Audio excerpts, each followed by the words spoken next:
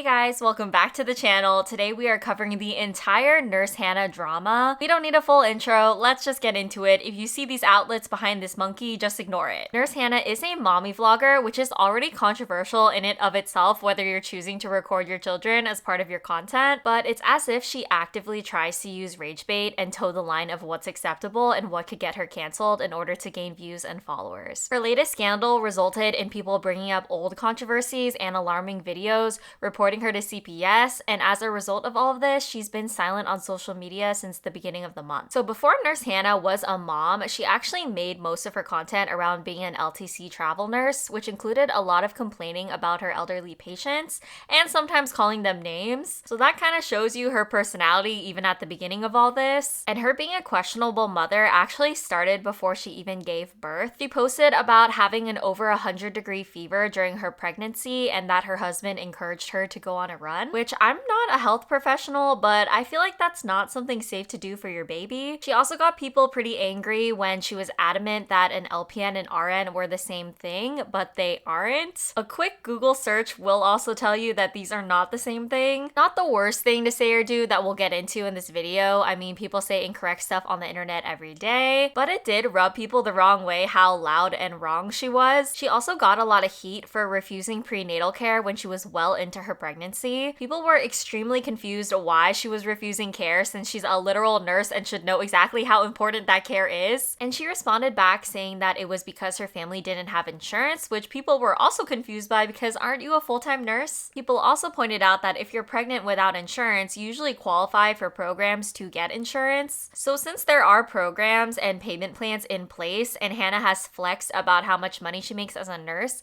it doesn't really seem like she has an excuse. And that's just the beginning of all the drama regarding money in this. Additionally, Hannah went viral for being the 17 diapers mom, where she recorded going around her home collecting dirty diapers that she left out. Let's pick up all the dirty diapers I have lying around my house right now. I kid you not, my guess is probably 15. I don't own a diaper pail or a diaper genie or whatever they're called. They just kind of get thrown around my house and then we just collect them in a bag at the end of the day and take them out to the dumpster. So I've been solo parenting for the last 24 hours, so we're gonna see how many dirty diapers we have just lying around with 2 kids. I promise you, I'm not even exaggerating, this has only been 24 hours. So I'm counting just 4 diapers right here on the coffee table.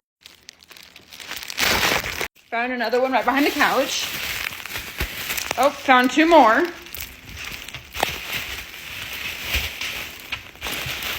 So far that's what, 7 diapers, I'm pretty sure. That's just down here, like in the kitchen living room area. Let's go upstairs. I already know this is gonna be so bad. Okay, so right away I'm seeing 1, 2, 3 diapers. So that's 8, 9, 10 diapers. We've got 1, 2, 3, 4, 5, 6, 7.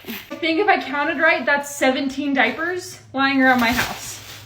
No wonder my house friggin' stinks right now. So the very initial response to this was backlash because it's a biohazard to have poop and pee all around your house. But her video was also met with a lot of compassion from other moms, and it started a trend of women sharing their postpartum experiences and how they can relate to things being a mess sometimes. So it actually ended up being a pretty heartwarming trend of women supporting each other and showing each other compassion. I personally only saw that video and heard about this after she blew up more recently, so it's kind of hard for me to view that video without thinking about everything that I know now about her. So to be clear, I do have a lot of empathy, obviously, for women going through postpartum struggles, but I don't think that that's what's happening here with Hannah. Now Hannah's gone viral again for her parenting behaviors, and it's not being received the same way at all. At this point, she's used up any reasoning or benefit of the doubt that the public has left for her. It's no longer a relatable moment that can be used to support and uplift other mothers. So the big thing that really ignited the focus on her recently was a video of her family shopping at a supermarket. Her husband brings something towards their son's face when he's in the grocery cart and her son flinches. But I wouldn't even really call it a flinch. It's more like goes into full-on defensive mode. He is completely covering his face with his arms. It's very alarming and the video has since been deleted, but people have shared it obviously and reposted it. Some comments on the clip say, "I did the flinch test on my child. She laughed and thought we were playing. I felt the son's fear when he did that as someone who grew up in an abusive household. Not even just does the flinching, he looked at him with pure terror. If they're recording that, imagine what goes on when they aren't recording. The way he looks at the dad's face to verify the threat is telling. That is purely defensive body language. Get this baby somewhere safe. This sparked a lot of concern over her children's safety since it looks like the reaction of a child who has been hit before. It actually started a trend of parents recording themselves, scaring or surprising their kids with objects close to them, or play fighting to show their kids' reactions. And as you can probably guess, the kids in these videos are not getting in defensive positions, they don't look super scared, and they often laugh and play around back. There's also a clip of her husband holding a piece of pumpkin over their son's head where the son again looks very afraid and is bracing for impact. Even if this is some sort of plaything, I don't understand why you would continue taunting your kid like this if this is their reaction. Like, clearly your kid is not having fun. There's also a video of her husband putting their son behind their stove, I guess again as some sort of joke, but again, her son looks very scared. I know there are some parents that play some pranks on their kids from time to time where the kids get scared and it's not the most harmful thing that you could do, but it all just rubs me the wrong way seeing this coupled with all of the other videos. In one video, she says good morning to everyone except my child and then proceeds to watch her son burn himself on a waffle iron and act super annoyed afterwards. Well, good morning to everybody except for James, who felt the need to just full on touch the waffle iron this morning. Why would you touch that? Girlie, you're the one who put that hot waffle iron in reach of your child and then sat back and watched him walk over and touch it. And after people saw this, they started pointing out other alarming videos that Hannah had posted in regards to the treatment of her son. In one video, Hannah said that she wasn't going to spend $35 on a winter jacket for her son,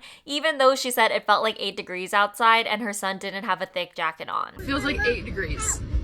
And we're venturing out of the house with 2 kids because I am stupid. This is how cold the car is. This is literally rock freaking solid. He doesn't have a big jacket, so I need to find him a big jacket. I'm sorry, but I can't spend $35 on a toddler jacket. I know he needs one. Some comments on the situation said, does she not have a thrift store where she lives? I mean, you have to. Also, doesn't she make money as a nurse? My cat has a winter jacket. My dog even has a winter jacket. Even if you couldn't get the money together for a coat, I'd give them whatever jacket or something I had from my clothes to make sure they were warm. And it truly doesn't seem like money is the issue. Hannah's made videos spending $51 on a Popeye sandwich and another video where her husband spent over $1,500 on hunting gear. On a similar vein of Hannah using the cost of something to justify not properly taking care of her kids, she also said that she doesn't change diapers if it's just pee. Hannah will only change the diapers if it's poop or it's a very full diaper. I'm not changing my kid's diaper when they pee. I've never done that. Do you know how expensive diapers are? I have friends and people that I know that like, oh, they peed, we have to change their diaper. And I'm like, they peed? Literally, I will change his diaper if he poops. Or if it's like a very full diaper. Diapers are so freaking expensive. I'm not out here changing his diaper every time he pees. Not only is that uncomfortable for your child to have to stay in a wet diaper, it's also harmful. Babies have very sensitive skin and can easily develop diaper rash from this. I'm pretty sure I don't have to tell her that, like, she's a nurse, right? So she's curated this image that her family is very money conscious and can't afford to buy these essential things for their children, but it doesn't seem true at all. This woman came out on TikTok to say that she was one of Hannah's childhood best friends and that Hannah grew up in a very rich household in a huge mansion-like home. I just want to put it out there that she comes from a very wealthy family. Her dad is a very successful doctor, huge house, brand new installed pool at the time, and like full-blown basketball court in their backyard, a whole jungle gym, like set playground area, a huge garage with all the different toys. They had so many different four-wheelers and like all types of stuff. Like everyone had their own car and everything. Growing up, like they were like the rich kids. Hannah has also said that as a nurse, she makes over $100,000 a year and she sends 10% of it to the Mormon church. 10% to the church every single paycheck. I don't care if you're making $10 or if you're making $1 million a paycheck. 10% goes to the church. If you want to give your money to the church, you do you, but how is it that you can do that and you can't spend money to keep your own baby warm? So Hannah comes from a wealthy family. She has a well-paying job as a nurse. Her husband also has a job bringing in money. She's active in the church that can provide resources to help, and she still can't afford a $35 winter coat for her freezing son. Make it make sense, people. There was also a time where Hannah brought her son to the park for a few hours and didn't bring anything for him to eat or snack on. She said that when they get home, she doesn't want to feed him then because he's already missed nap time. So she just gives him a small piece of her pastry as his only lunch. After taking our toddler to the park today for over 2 hours, we deserved a sweet treat. And that sweet treat was this most delicious raspberry sweet bun. This thing was so freaking good. And the best part is that James, my toddler, was watching a show on my phone in the back seat and he didn't even notice and he didn't even ask for it. But I did feel bad, so I did give him a tiny little piece. Because honestly, this will probably be his lunch because it's already past nap time, so when we go home, we're going straight to bed. Mama doesn't mess around with nap time. We are not missing nap time around here. Some comments on this said, all I gotta say is that after having kids, they come first before anything. They eat first. If they need or want something and I need or want something, my kids go first. No negotiation. I'm in my 30s and my mom still feeds me first if I'm ever hungry. So I saw a ton of comments from parents saying that they could never turn their kid down from eating food that they're eating. But even if you want to teach your kid that they can't always eat what you're eating, Hannah and her husband don't seem to be doing that in a healthy way either. There is an alarming clip of Hannah's husband flicking their son's hand when his son is reaching for fries, which is, I might add, not something that is on someone's designated plate. It's on the table in the middle and looks very much like a dish meant for sharing. I wouldn't blame a toddler for thinking that something accessible to him on a table like that was meant for him to be able to eat. And like, if you're gonna say, oh, he can't have fries because like, oh, it's unhealthy, he had too many, why are you flicking his hand? As an adult, use your own words. Pull the fries away. Like, there are so many things you can do that don't involve flicking your child. Other things that Hannah got heat for were a video where she moves a tall chair that her son is sitting on and her son literally falls to the ground. She takes quite a bit before picking him up and is almost like annoyed that she has to help him after what she did. She also locks the kids' bedrooms from the outside at night, which I saw some people online defending, but it seems weird to me and never happened to me as a child, and I feel like must be some kind of fire safety hazard.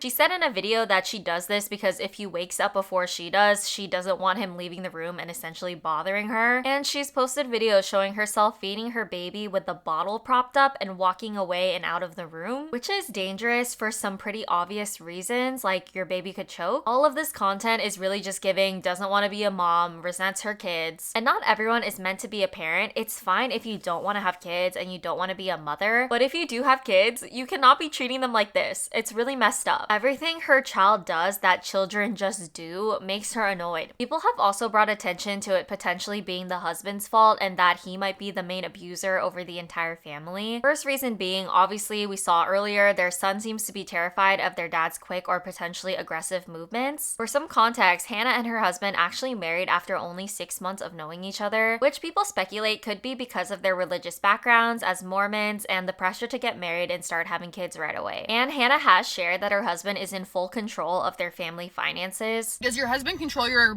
bank account? Because he controls mine. He controls how much money I spend and he controls everything with finances. Like every week, I'll give you the paycheck, you tell me what to do with it. That's a happy marriage to me. So there is something to be said about their family's dynamic that doesn't really seem the best. But in her video where she talks about it, she doesn't really have an issue with it since she said that she doesn't want to manage it. But people are saying this is another way that the husband has control over their lives. Regardless of that, I don't think any of it is justification for Hannah's actions. She is still the one doing everything that she does on camera and posting it online. She's still responsible for everything that she said. But the husband stuff, it's just extra context that shows that the husband is definitely playing a role in this as well behind the scenes. And another layer to this is the fact that she treats her kids poorly and advertises it on the internet. Some people have speculated that she does this on purpose to get clicks and views via rage bait and to cater to an audience that might like seeing children get mistreated. So after the flinching in the supermarket video went viral, she posted a response on her TikTok page. So the fact that I even have to address this right now is kind of insane. Social media is just, it's a scary place. And I never understood people that much when they said they couldn't share their kids' faces online or they couldn't share much about their kids. I didn't really understand it, but it's crazy. If you were to know me in real life, this whole lazy husband thing, it's satire. My husband is the sweetest, nicest, kindest, most loving, most nurturing father in the entire world. He is playing on the ground with James like 90% of the day.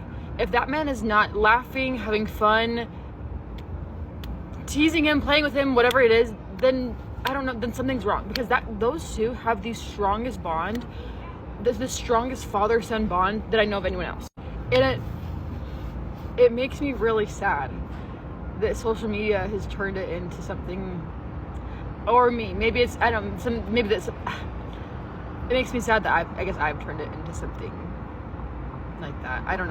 In the video that you guys are all freaking out about, they're just playing. They're always playing. They're always playing where they scare each other. James is obsessed with dinosaurs and bears, and when they look away and they come back and they scare each other, and they play, like when they throw something, they'll play throw it, you know, when you like psych them out, you know, and they flinch and whatever. Like that's what they're always doing. They're always like hiding behind couches and jumping at each other and chasing each other around the house and up the stairs and down the stairs and tackling each other. They're always playing constantly, to the point where like if I'm trying to talk to my husband, I can't, because he's always playing with my son. Nothing's going on. From the moment that my husband wakes up in the morning to the second he goes to bed, he is only thinking about our children and our family and what's best for us.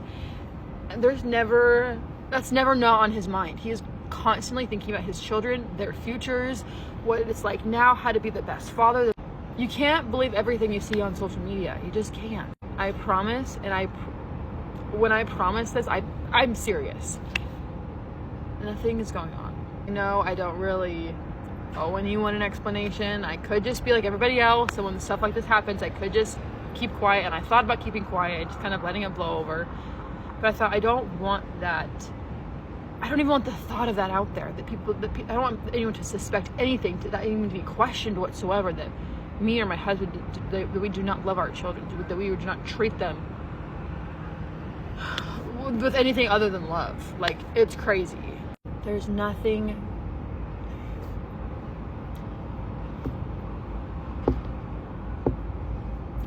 going on.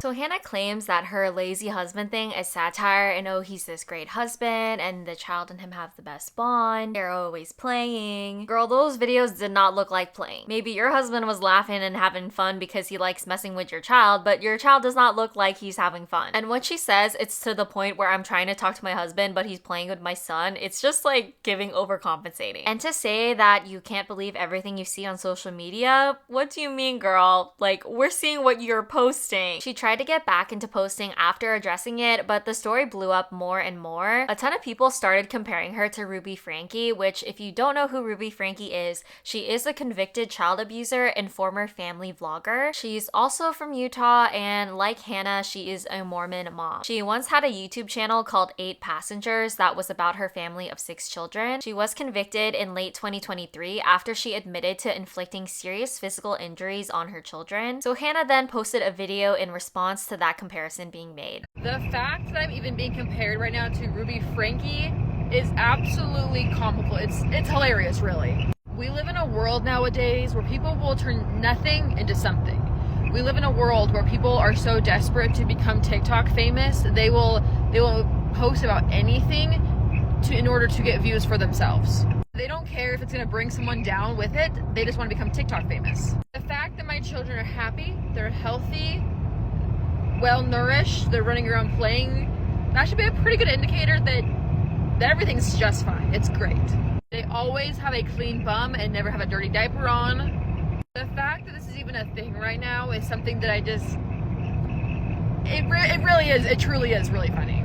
Honestly, with social media nowadays, I can sit down and eat a sandwich and that would be controversial for some reason. I've had a lot of friends in my life ask me how to get started on social media and on TikTok specifically, and I've always told them, only do it if you have ridiculously thick skin. You cannot post your life on social media if you don't have thick skin. It's really the tone of how she talks about this that I feel like makes everything more telling. If someone were to accuse you of doing something as awful as abusing your own child and it wasn't true, is this really the way that you would be responding to that? It's not hilarious to be compared to somebody like Ruby Franke. The internet is making judgments on you based on what you're posting for people to see. If someone who is genuinely a good mom was accused of being like Ruby Franke, I don't think their instinct would be to say that it's hilarious and that people just make things up out of nothing. It's actually serious and would cause some self-reflection. Even if you know yourself that you're not hurting your children, you would want to reflect on why it is that people think you are based on your behavior in your content that you curate and you post. And is she not looking in the mirror when she said that we live in a world where people will post anything for views for themselves? She said that she could eat a sandwich and that would be controversial, which proves that she really doesn't see anything wrong with what she's done or what she's doing. She thinks it's just the same as eating a sandwich. The lack of self-awareness is insane if she really thinks there's nothing upsetting or concerning about her content. She eventually stopped posting on all her social medias and hasn't posted on TikTok since the beginning of December. Then there was this man named Anthony Blackwell that started posting videos talking about how he tracked down Hannah's address and everything and reported her to CPS. He also revealed that Hannah's husband was running a realtor company out of his home, which apparently is illegal in the state of Utah. Anthony was getting huge praise for this amongst the TikTok community, and people kept following him for any updates until one day people noticed that his entire page was gone. People were wondering what had happened to him at first and suspected maybe Hannah got in contact with him or maybe the authorities told him to take his posts down. But it was then revealed that his stepsister had come out to expose him for allegedly abusing her and other family members when they were all children. Her original TikTok account got permanently banned for policy violations, but the latest news on that drama is that he did come back on TikTok to defend his name and say that he was falsely accused and is now lawyered up. Anthony said that he took his account down when the accusations were first made because his family immediately started getting harassed. So since we don't have the full story here, I don't want to jump to conclusions. Obviously, I am now wary to trust this guy because of this really serious accusation, but there's been no conviction of anything, so I also wouldn't advise people to send hate to anyone involved. On December 9th, the Ogden, Utah Police Department confirmed to People magazine that there is an open and active investigation into Hannah, but they did not elaborate on what the investigation would entail or if there would be any public updates. The Utah Department of Children and Family Services stated that it'll continue its practice of not sharing specific case information or confirming its involvement with families. And since all this, people have spotted Hannah out with her family just bowling and like eating at some restaurant. There is something that feels so Black Mirror that we're able to get a look into this family's life based on what Hannah has revealed on her social media. And even after everybody has called her out for it, she's able to just continue on and live her life as normal. It also makes me think about how there are many other families that treat their children the same way and are just existing and we wouldn't be able to know. Let me know what you guys think about all of this in the comments. As always, thank you guys so much for making it to the end of the video and all of the support on this channel. One small and quick announcement is that I started posting on YouTube Shorts some of my commentary on reality TV drama, since that's also something I'm really interested in and like talking about. Recently, it's been The Ultimatum on Netflix, but I also really love shows like Love is Blind, Singles Inferno, The Bachelor, and pretty much anything that has some juicy drama and discussion. You can still expect the main long form videos on this channel to stay the same types of topics as this one, but the shorts content being more reality TV drama that doesn't require a whole deep dive. The vibe is us casually yapping about reality TV shows together. Let me know if you guys have any feedback for me on doing things this way. Please like and subscribe to support the channel, and I will see you guys next time. Bye!